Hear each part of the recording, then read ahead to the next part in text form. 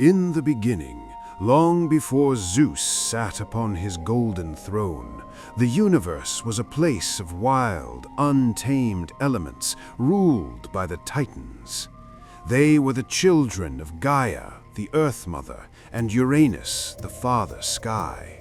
These beings were immense, forces of nature given form, but their family was far from happy. Uranus was a tyrant, a cruel father who hated his own offspring. He was particularly disgusted by his monstrous children, the Hecatonchires, the hundred-handed ones, and the Cyclops, the unwise giants. Fearing their power and loathing their appearance, he imprisoned them deep within the bowels of the earth, causing Gaia immense physical and emotional pain. Gaia, burning with vengeance and the agony of her trapped children, forged a weapon unlike any seen before, a great sickle of flint, gray, jagged, and unbreakable. She gathered her Titan sons and presented the weapon, demanding that they overthrow their father. But the Titans trembled. The sky was vast, omnipresent, and terrifying. Silence fell over the group. Only one stepped forward. It was Cronus, the youngest, the most ambitious, and the most cunning of them all. He took the sickle from his mother's hand, his eyes gleaming with a hunger for power. He hid in the shadows of the earth, waiting for the sun to set. When Uranus descended to lie with Gaia, covering the world with his starry mantle, Cronus struck. With one brutal, calculated swing of the sickle, he castrated his father. He cast the severed parts into the foaming sea, from which Aphrodite would later be born. Uranus, wounded and humiliated, fled into the highest reaches of the cosmos, but not before howling a curse that would echo through eternity.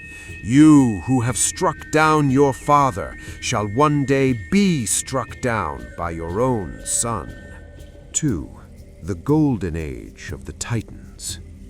With Uranus deposed and exiled to the far corners of the universe, Cronus ascended to the throne of the cosmos. He took his sister, Rhea, as his queen. For a time, his reign was known as the Golden Age. It was a paradox, a time of peace ruled by a usurper. During this age, the earth gave its bounty freely. Crops grew without farming, honey dripped from the hollows of oak trees, and the rivers flowed with milk and nectar. There was no law, for there was no crime. The Titans ruled with absolute authority, and mortals lived long, effortless lives, dying as if falling into a gentle sleep. The cosmos seemed to be in perfect harmony. But beneath this golden veneer, a rot was spreading. Cronus was not a benevolent king, he was a tyrant in the making. He had promised his mother, Gaia, that he would release his monstrous brothers from their earthen prison, but once he tasted absolute power, he reneged on his word. He kept the Cyclops and Hecatonchires locked away in the pit of Tartarus, fearing their strength would rival his own. Gaia, angered by this betrayal, reminded him of his father's curse, her voice rising from the ground like an earthquake. Beware, Cronus, your throne is built on blood, and blood will reclaim it. A child of your own line shall destroy you. 3. The paranoia of a king. The prophecy gnawed at Cronus's mind like a parasite. It turned his golden reign into a nightmare of suspicion. He looked at his wife, Rhea, not with love, but with fear. Every time her belly swelled with life, he saw not a child, but a rival, a usurper waiting to be born. When Rhea gave birth to their first child, Hestia, there was no celebration. Cronus strode into the birthing chamber, his presence dark and terrifying. He did not cradle the baby or count her fingers. He snatched her from the midwife's arms, opened his colossal, god-sized maw, and swallowed her whole. He did not kill her, gods are immortal and cannot die. Instead, he imprisoned her in the living dungeon of his own stomach. He did the same with the next and the next. Demeter, the goddess of the harvest, Hera, the future queen of heaven, Hades, the lord of the dead, and Poseidon, the shaker of the earth. One by one, the future gods of Olympus were devoured by their own father moments after taking their first breath. Cronus sat on his throne, his belly distended and shifting with the squirming lives of his immortal children. He believed he had cheated fate. He became a monster of paranoia, ruling a silent universe where no one dared to speak his name or challenge his will. Rhea was devastated.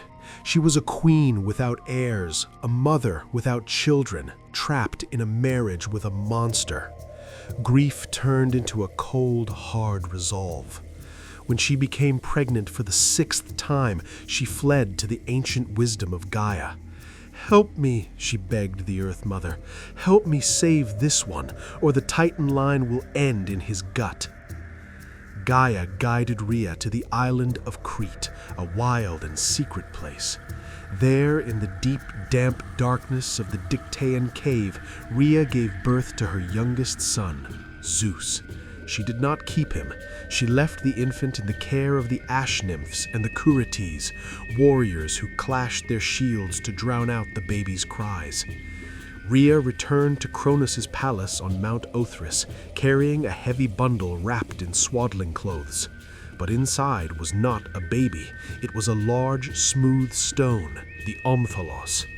She approached Cronus, weeping fake tears of a grieving mother, and presented the bundle. "Here is your son," she whispered. "Take him and leave me be."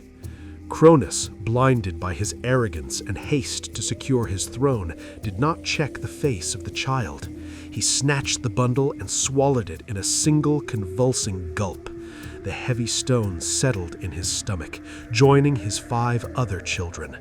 He sat back, satisfied, believing the prophecy was finally broken. He did not know that his doom was growing strong on the milk of a goat in a cave in Crete. Years passed. Zeus grew from a helpless infant into a powerful god. He was not just strong, he was wise, possessing the cunning of his father and the justice his father lacked. He knew he could not defeat Cronus by brute force alone. The Titan was too powerful. With the help of the Titaness Metis, wisdom, Zeus crafted a potent emetic, a mixture of mustard and wine designed to induce violent, uncontrollable sickness. Disguised as a humble cupbearer, Zeus infiltrated the great hall of Mount Othrys. He waited for the moment when Cronus called for wine. With a steady hand, he poured the mixture into the king's golden goblet.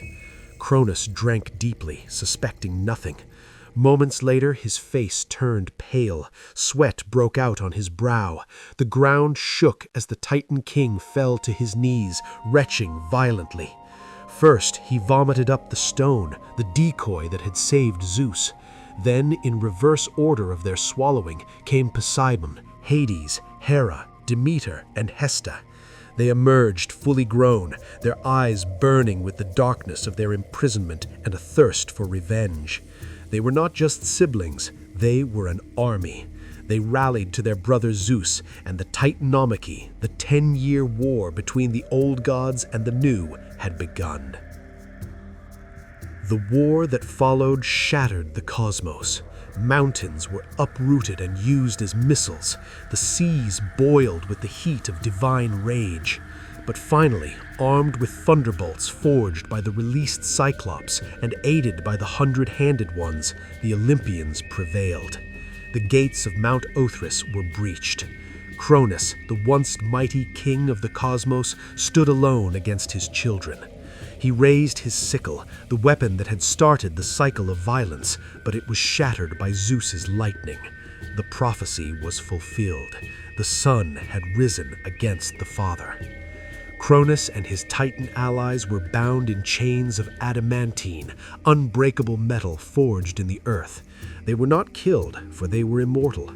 Instead, they were cast down into the deepest, darkest pit of the underworld, Tartarus. It is a place as far beneath Hades as the earth is beneath the sky, a realm of eternal gloom and iron walls. There, Cronus sits in chains to this day, an old king ruling over nothing but shadows and regrets, listening to the echoes of the world he once owned but destroyed with his own greed.